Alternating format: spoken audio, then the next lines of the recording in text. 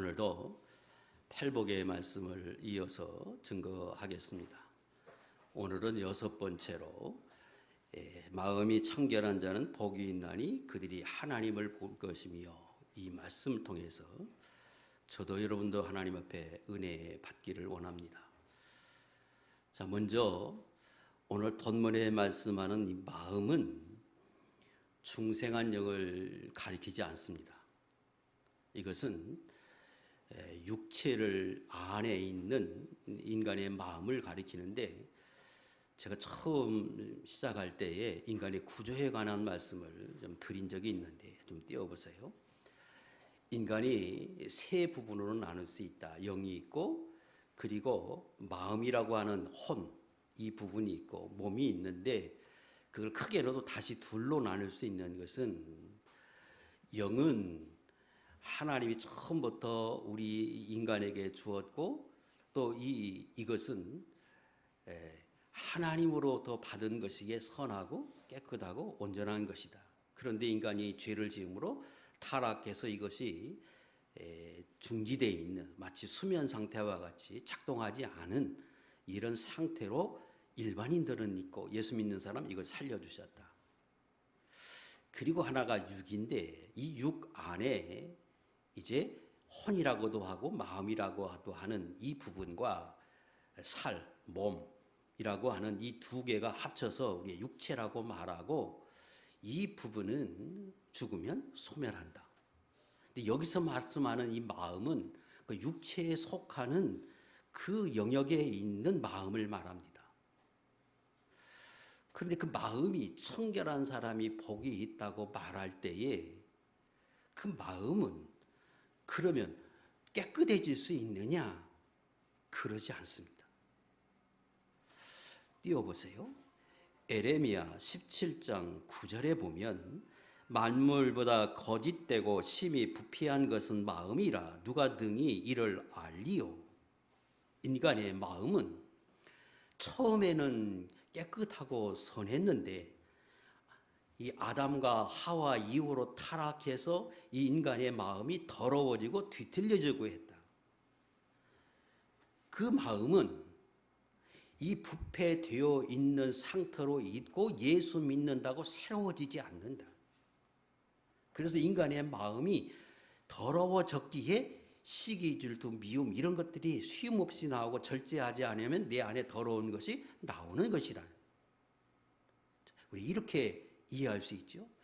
그러니까 지금 본문에서 마음이 청결한 사람이 복이 있다고 할 때에, 이 마음이 예수 믿고 난 뒤에 아주 깨끗해져서 마치 물로 씻은 것과 같이 그런 사람이 복이 있다, 그런 의미가 아니라는 거죠. 빈 마음이 된 사람 복이 있다, 그런 의미가 아니에요. 왜 그러냐면 예수 믿어도 이 마음이 새로워지지 않기 때문에, 하나님이 대신 예수 믿는 사람에게 주신 은혜는 이 죽어있던 영을 살려서 그 영과 성령을 결부시켜서 예수 믿는 사람에게는 이런 은혜를 주었고, 이제 예수 믿고 난 이후에 이 부분, 새 사람이라고 하죠. 그 부분을 중생한 영혼과 성령이 결부되어 있는 이 영으로 살라, 그런 의미지, 예수 믿는다고 그 육체에 속한 부분을 새롭게 해준 게 아니고, 이 부분으로 너를 지배를 받지 말고 새 사람으로 살라, 이런 의미로 주신 것입니다. 그리고 그때 새 사람은, 그 중생한 영혼은 성령과 결부되어 있어서 죄짓지 않고 선하다. 요한일서 제가 5장 18절을 늘 찾는데, 오늘은 다른 말씀 9절에도 있어요. 3장 9절에도 읽겠습니다. 시작. 하나님께로부터 난 자마다 죄를 짓지 아니하나니 이는 하나님의 씨가 그의 속에 거함이요 그도 범죄하지 못하는 것은 하나님께로부터 났음이라. 이게 새 사람이에요.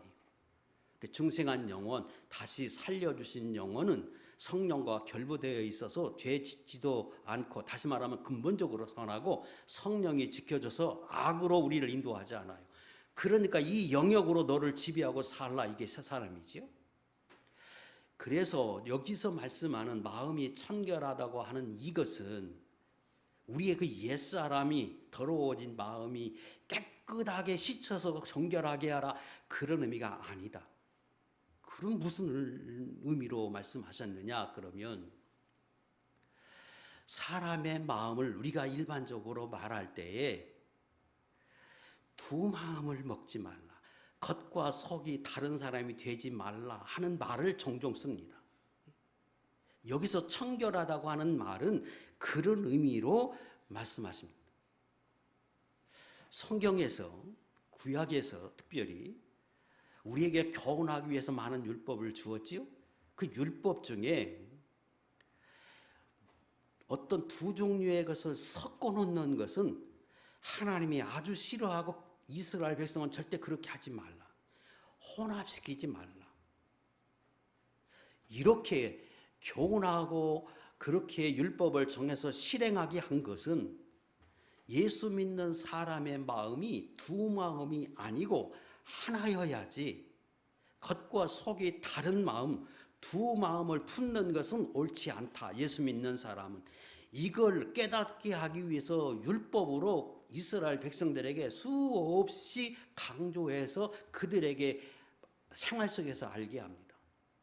마치 레위기 11장에서 이스라엘 백성들이 이런 음식은 먹지 말라, 이런 동물은 먹지 마라, 이런 짐승은 먹지 말라, 이런 음식을 먹지 말라고 하는 것은 신약엔 먹어도 되지만 구약에 그렇게 명령한 건 그 안에 어떤 의미를 두어서 이스라엘 백성은, 하나님의 백성은 거룩한 거로 이렇게 지켜야 한다, 이런 것들은 조심해야 한다고 하는 걸 말씀해 주시는 것처럼 레위기 19장 19절 이하의 말씀에 섞어서 하면 안 된다.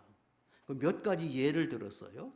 너희는 내 규례를 지킬지어다. 내 가축을 다른 종류와 교미시키지 말며 내 밭에 두 종자를 섞어 부리지 말고 두 재료로 직조한 옷을 입지 말라. 옷을 짤 때도 한 가지 재료만 싸야지 두 가지 재료를 짜가지고 만든 건 입지 말라.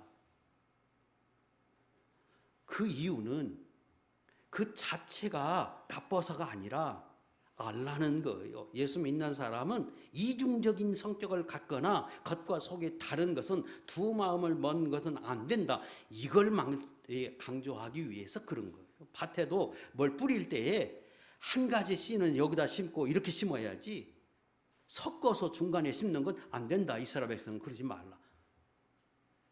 영적인 교훈이에요.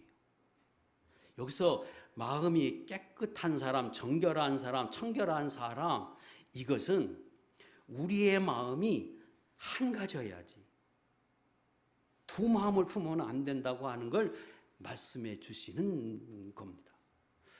야고보 1장 8절, 4장 8절에도 두 마음을 품어 모든 일에 정함이 없는 자로다.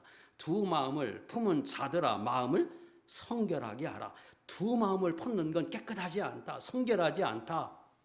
청결한 것은 단순하고 순수하고 한 가지 마음이어야 한다고 하는 것을 말씀합니다. 그래서 오늘 본문에서 6번째 말씀하시는 복은 내 마음이 청결한 사람이 복이 있다고 할 때 우리 마음이 겉과 속이 같은 것, 순수한 마음, 단순한 마음, 한 가지, 이런 마음을 가져야 복이 있고 그런 사람을 하나님 기뻐한다 하는 요지의 말씀입니다. 성경에서 신약시대 때에 주로 이 두 종류의 사람들을 비교할 때에 이 바리새인들을 예수님이 책망하실 때는 화 있다, 외식하는 사람이다, 너희는 하나님 앞에 복을 받지 못한다, 너희는 책망을 하셨는데 그것은 그들은 겉과 속이 다르기 때문에, 다시 말하면 외식하는 사람이기 때문에 거듭거듭 예수님이 그들을 책망하셨습니다. 이 청결하지 못한 사람의 대표적인 사람이 바리새인들이었습니다. 마태복음 23장 25절 시작. 화 있을진저 외식하는 서기관들과 바리새인들이여, 잔과 대접의 겉은 깨끗이 하되 그 안에는 탐욕과 방탕으로 가득하게 하는도다. 겉은 깨끗해요. 그런데 속은 더럽다. 겉과 속이 완전히 다르다.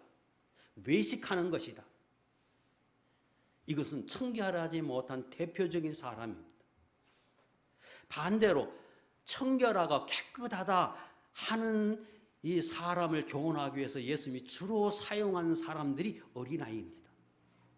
그래서 어린아이를 데려다가 세우시고 이 어린아이와 같아야 한다. 아주 종종 예수님이 교훈해 주신 것은 그들은 순수하고 깨끗하다. 그때 그 깨끗하다는 의미가 그들은 겉과 속이 다른 게 아니고 한 마음. 그런 의도로 어린아이를 통해서 깨끗한 사람, 청결한 사람의 비유로 주로 사용하셨습니다. 그러면 청결하다고 하는 이 말이 구체적으로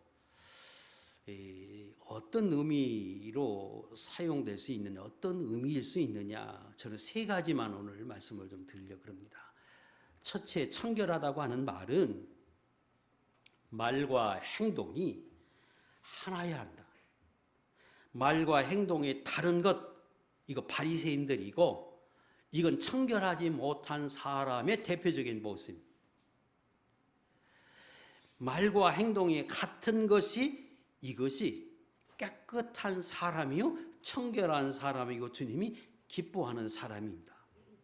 마태복음 23장에 바리새인들에 대해서 이야기할 때 주님이 이렇게 말씀하십니다. 그들은 말만 하고 행하지 아니하며 그들의 모든 행위를 사람에게 보이고자 한다. 겉으로는 사람에게 옳게 보이려 하되 안으로는 외식과 불법이 가득하다고 책망하셨습니다.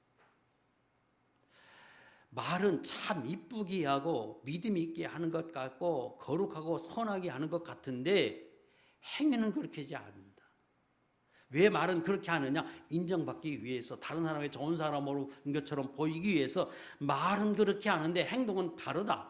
이 겉과 속의 다른 사람의 대표적인 모습이고 이건 청결하지 못한 사람이다. 성경은 그렇게 말씀합니다.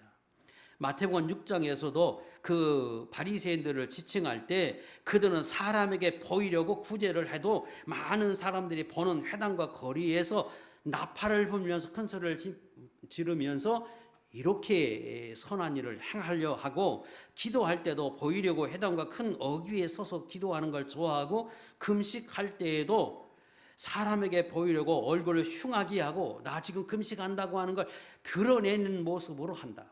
왜? 근데 겉과 속이 다른 사람들이다. 외식하는 사람들이다 하고 말씀하십니다. 청결하지 못한 대표적인 사람입니다. 그러나 어린아이는 주님이 아주 기뻐하시고 좋아하셨습니다. 순수하다. 그래서 그 어린아이를 내게 오는 것을 막지 말라. 천국이 마치 저들의 것이다. 그러면서 그 어린아이를 굉장히 기뻐하고 좋아하신 것은 교훈하시기 위함입니다.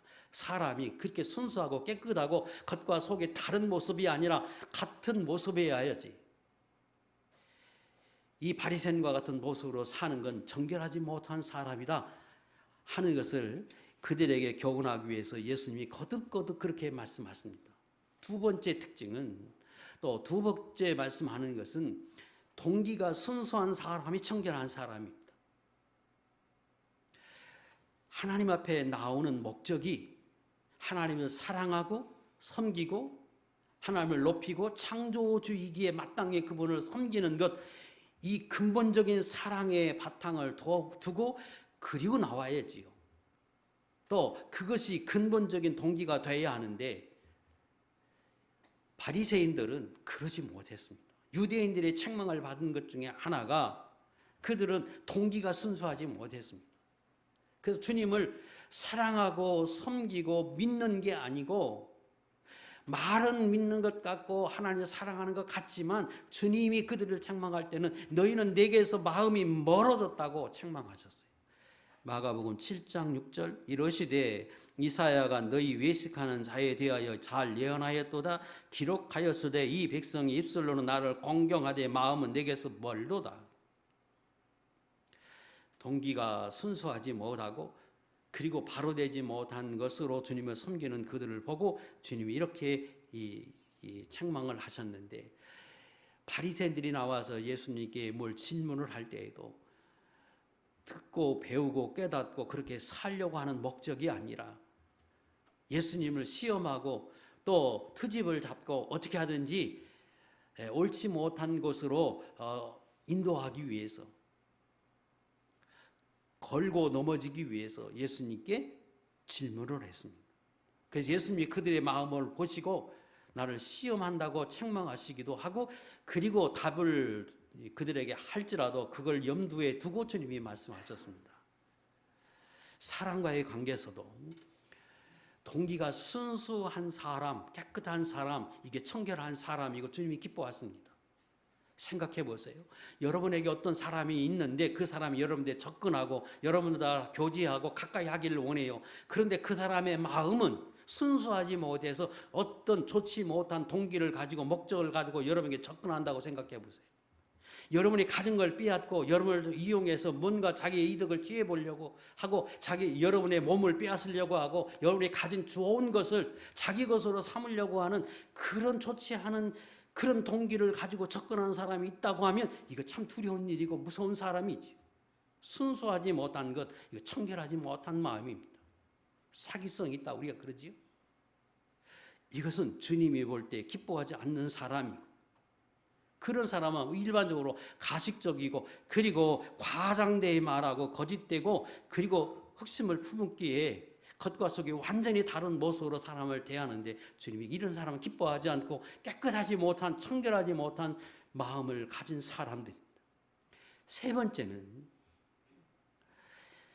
순수한 사람은 다른 사람의 말도 그대로 받아들입니다. 그 세 번째가 굉장히 중요한 말이기도 합니다. 어린아이는 누가 말하면 그대로 믿어요.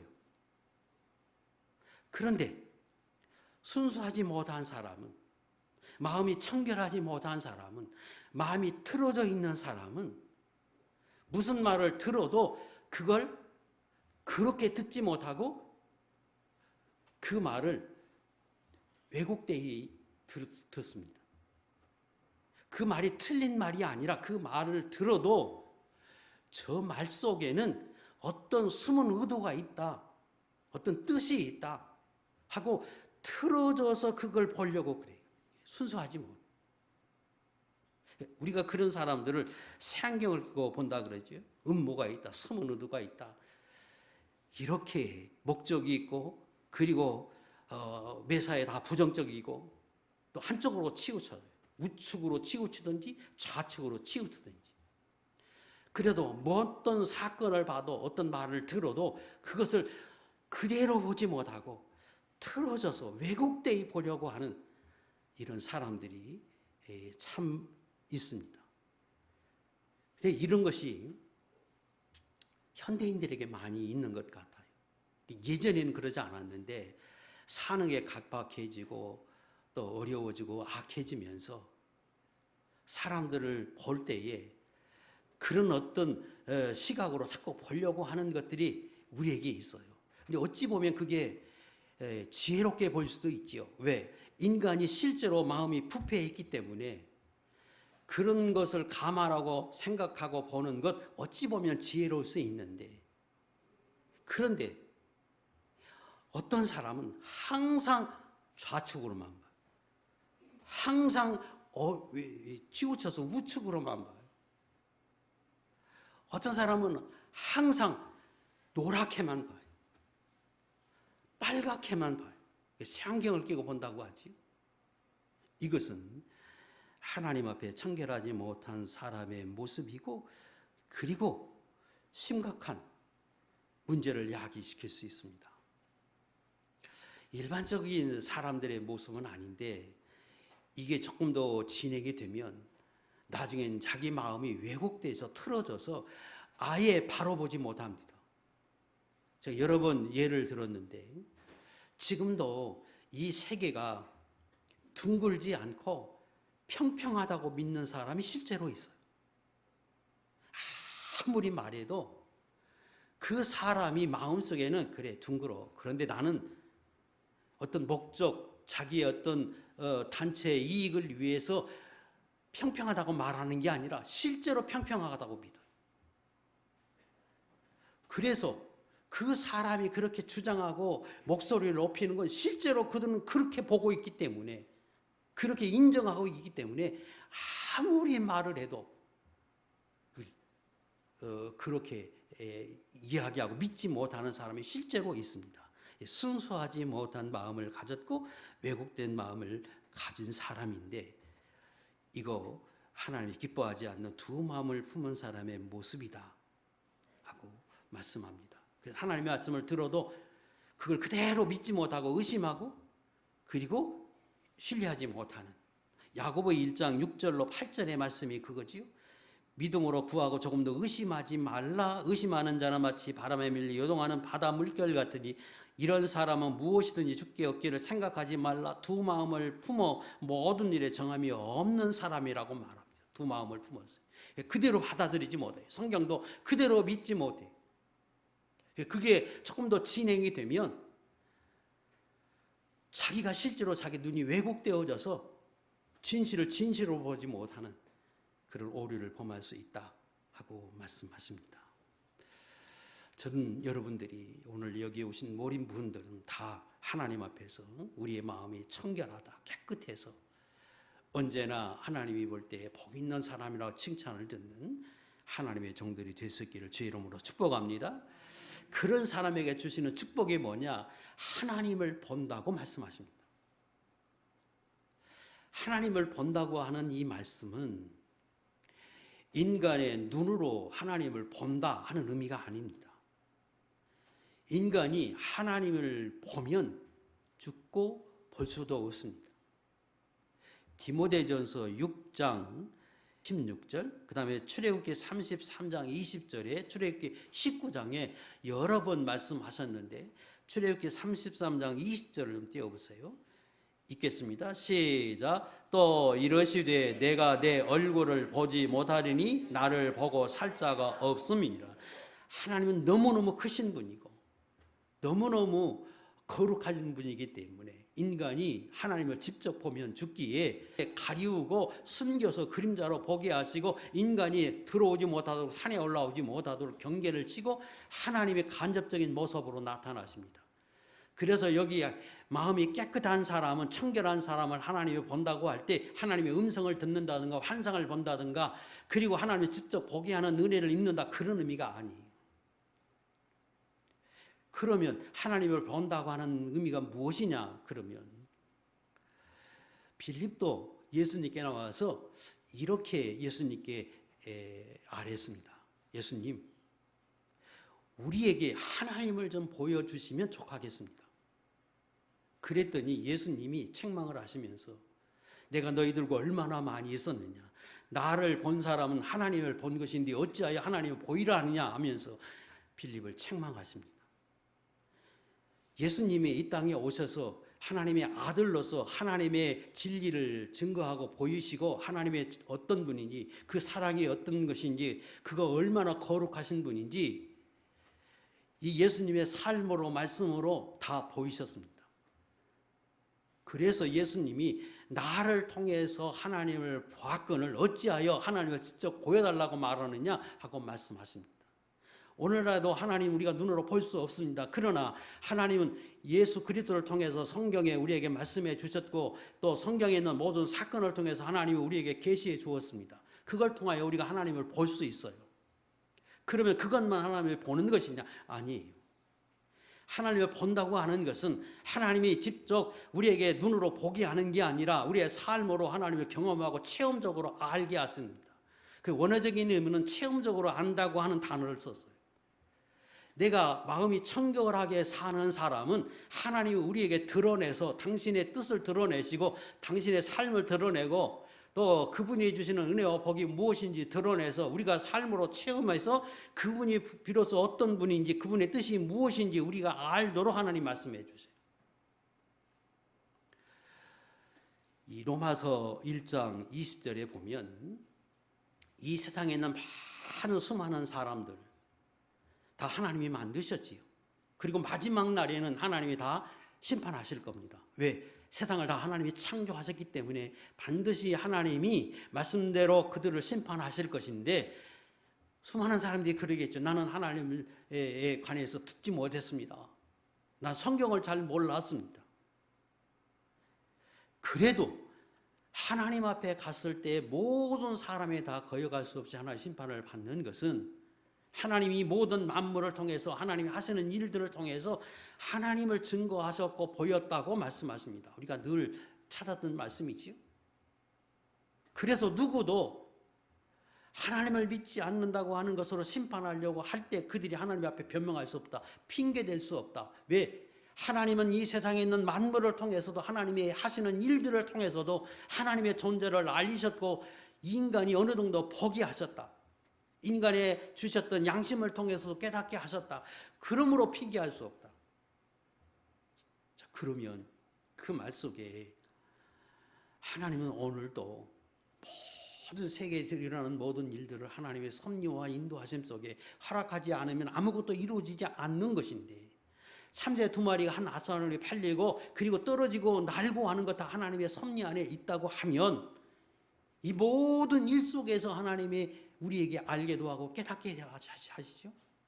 내가 경험하는 어떤 일, 내가 보는 어떤 사물을 통해서 일어나는 섭리를 통해서 하나님의 뜻을 보게 하고 깨닫게 하신다. 이게 성경이고 마땅히 그런 거죠. 그래서 마음이 청결한 사람은 그런 모든 일을 통해서 하나님의 뜻과 인도를 보게 하고 하나님의 드러나게 해서 하나님이 뭘 원하시는지 기뻐하시는지도 알게 어느 정도 하십니다. 그래서 하나님을 본다고 하는 말씀은 바로 그런 의미입니다. 하나님의 인도를 깨닫게 하고 하나님을 기뻐하는지 하나님의 뜻이 무엇인지 진리가 무엇인지 실상이 무엇인지 이런 것들을 하나님이 청결한 사람들에게 보이신다는 거예요. 이것이 하나님의 주신 은혜입니다. 오늘 제가 여러 가지 어린아이 바리새인들 말씀을 드렸는데 성경에 나와 있는 이 인물들 통해서 실제로 하나님을 본다고 할 때 그 본 사람들의 삶이 무엇이고 또 그러지 못한 사람들은 어떤 사람이 있는지 실제로 성경에 나와 있는 인물들을 통해서 몇 가지만 좀 살펴보겠습니다. 아까 말씀드린 바리새인들, 그 사람들은 겉과 속이 완전히 다른 사람들, 말과 행동이 다른 사람들, 동기가 순수하지 못한 사람들, 그대로 받아들이고 믿지 못하는 사람들이었어요. 그랬더니 그 결과가 어떻게 됐느냐? 눈을 가졌고 지혜를 가졌고 구약의 성경의 말씀을 다 알 것 같은데 실제로 하나님으로 인간으로 오신 예수님을 알아보지 못해요. 진리를 깨닫지 못해요. 신기하지 않아요? 수많은 이적을 경험함에도 불구하고 그 수많은 말씀을 들음에도 불구하고 마치 눈이 가려진 사람처럼 하나님의 진리를 보지 못했어요. 바로 그것이 청결하지 못한 사람의 결과입니다. 마태복음 23장 26절 눈먼 바리새인이여 너는 먼저 안을 깨끗이 하라 그리하면 겉도 깨끗하리라. 내가 청결하지 못한 사람인 거로 내 눈이 가려진 것 같아서 눈먼 바리새인과 같이 되었다. 실제로 청결하지 못하면 그래서 보지 못한다는 거예요. 이것이 비단 바리새인뿐 아니라 우리 인간이 살고 있는 이 세상의 모든 사람들도 그와 같습니다. 그래서 청결한 사람, 깨끗한 사람, 순수한 사람들에겐 하나님의 뜻을 보이고 나타나고 그 은혜로 있게 하나님이 하십니다. 어린아이는 정말로 보잘것없는 그런 모습이지만 그러나 그 주님이 그 어린아이를 기뻐하시고 순수한 그들을 보시고 주님은 이렇게 말씀하십니다. 마태복음 11장 25절 말씀 읽겠습니다. 시작. 그때에 예수께서 대답하여 이르시되 천지의 주제이신 아버지여 이것을 지혜롭고 슬기 있는 자들에게는 숨기시고 어린 아이들에게는 나타내심을 감사하나이다. 어린아이 같은 사람에게 드러내신다. 알게 하신다. 보게 하신다. 깨닫게 하신다. 이렇게 말씀하십니다.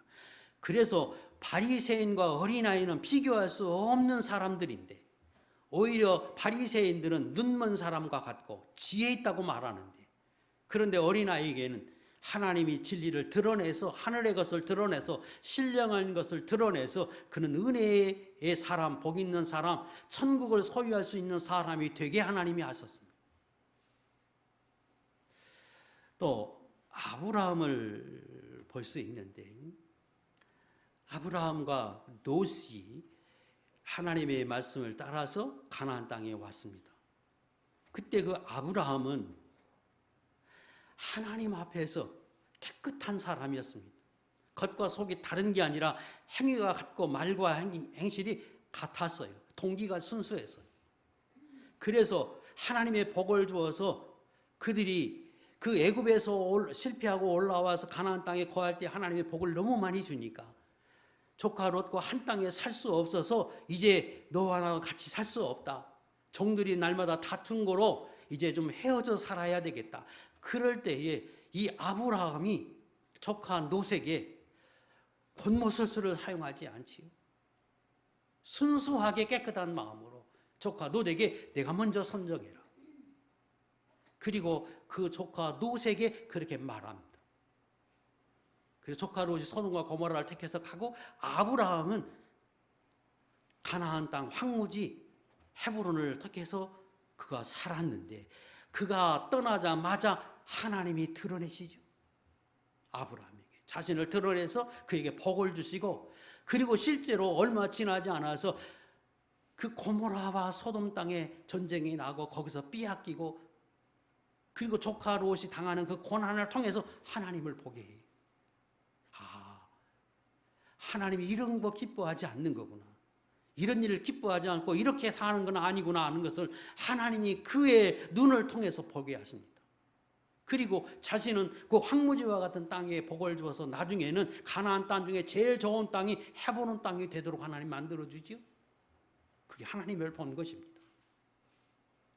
오늘날에도 하나님이 그렇게 청결하게 살 때에 하나님이 그렇게 드러내서 나타내서 당신의 뜻을 보이고 하나님이 주신 은혜와 복을 알도록 하신다는 겁니다. 또 야곱이라고 하는 사람 우리가 잘 알아요. 분명히 적장으로서 복을 받은 사람인 건 맞아요. 그러나 그가 순수하지 못했지요. 막 겉과 속이 달랐어요. 그래서 하나님을 정말로 사랑하고 하나님을 깊이 복을 받기 원하는 마음은 가지고 있었어요. 하나님 앞에는.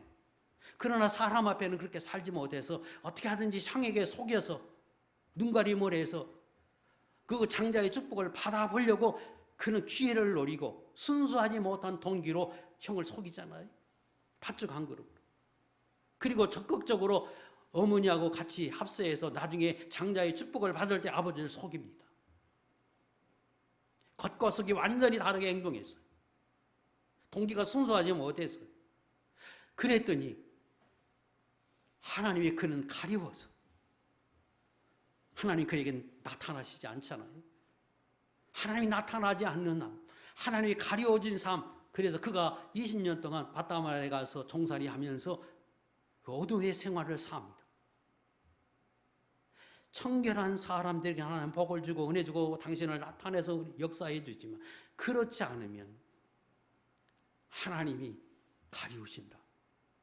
이것이 성경이고 그래서 마음이 청결한 사람, 어리석어 보이고 세상에 볼 때는 참 어리석고 남에게 속을 것 같은데 아니다. 하나님은 그런 사람에게 드러내서 은혜와 복을 받게 하고 지혜롭다고 생각해서 남을 속이려고 하고 그리고 눈가림으로 살고 속과 거기 다른 사람으로 사는 것 그게 지혜로운 것 같은데 그런데 하나님이 주신 복은 받지 못한다고 성경은 우리에게 교훈해 주십니다. 오늘 저와 여러분들도 우리 자신을 살펴봐서 나는 정말로 내 마음이 청결한 사람인가? 그래서 객관적으로 뭘 볼 수 있는 사람인가? 아니면 나도 항상 치우쳐서 우측을 보는가? 좌측을 보는가? 왜곡되게 보는가? 다른 사람을 늘 의심하면서 실제로 그 말을 받아들이지 못하는 사람이 아닌가? 마음이 깨끗해서 그걸 그대로 받아들이고 내가 적용할 때 내가 조심할 필요가 있지만 그러나 내 마음이 순수하고 깨끗하고 그리고 내가 그렇게 살려고 애쓰고 해야 하나님이 기뻐하시고 그런 사람들에게 하나님이 주시는 천복이 있다. 그래서 하나님이 말씀할 때 대인 관계에서 첫 번째는 궁휼히 여기는 사람이 복이 있고, 두 번째는 사람과의 관계 속에서 깨끗한 마음을 가지고 사람들과 대하는 사람, 그게 복이 있다고 말씀하는 겁니다. 그래서 이 마음이 깨끗한 사람은 이 첫 번째 하나님과의 관계 속에서 하나님이 지금 말씀하지 않고, 다섯 번째에서 여덟 번째 사람과의 관계에서 말씀하는 그 부분에다가 집어넣는 것은, 하나님 앞에서 우리가 다 깨끗한 심령으로 내 중심을 보시기 때문에 하나님 앞에 그렇게 살려고 하는 것 우리에게 있어요. 그러나 그것이 사람에게도 옮겨져서 사람과의 관계 속에서도 그렇게 살아야 한다고 하는 걸 강조하고, 그것이 어렵기 때문에 그렇게 살려고 하는 사람이 복 있다고 말씀하시는 겁니다.